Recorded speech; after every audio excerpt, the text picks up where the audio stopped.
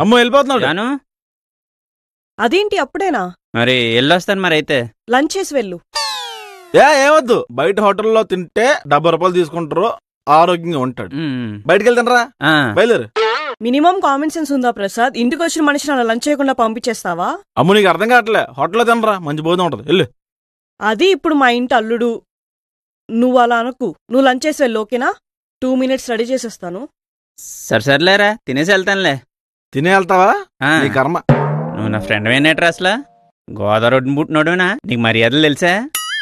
మన ఇంటి కావట్లేదు.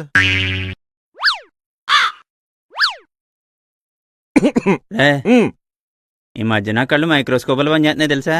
పెళ్లి కూతుంది కదా, కనిపిస్తుంది. అది కాదే, ఈ కూరలో టమాటాలు, బెండకాయలు, ఉల్లిపాయలు, పైగా పసుపు, కారం, ఉప్పు అన్ని విడివిడిగా కనిపించేస్తున్నారా? ఇది అన్ని వేసింది గానీ స్టవ్ కి మంటాడడం మర్చిపోయినట్టుంది. ఏంటి పచ్చి పులుసు? యూట్యూబ్ లో అంతవరకే చూశాను, తర్వాత నెట్ ఆగిపోయింది. అయిపోయిందేమో తినేసాను. ఇది తింటే చచ్చిపోతాడు తెలుసా నీకు? మరే మరి చెప్పచ్చు కదా బాగాలేదని. చెప్పాను. ఏమంది? చూపించు ఒకసారి. ఏమైంది? కోసుకుంది. నా వంట బాగోదు అంటావా అని.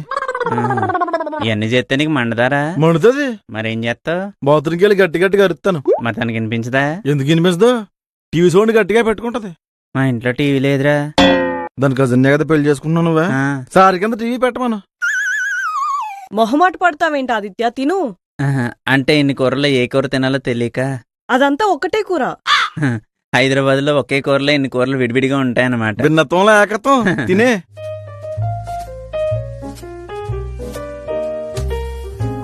ఆడు చెప్తానే ఉన్నాడు హోటల్కి వెళ్తే తినరా అని.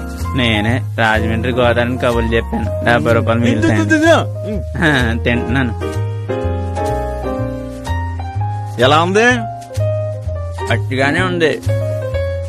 ఓ ముద్ద నోట్లో పెట్టుకొని ఈ నీళ్ళు తాగామనుకో, ముద్ద మెల్లగా దిగిపోద్ది. అరగడం అరగపోవడం దేవుడిదే. పట్టుకుండగా ఇంటికి రాని జనంలో ఇస్తున్నా నువ్వేగా సర్దపడ్డా.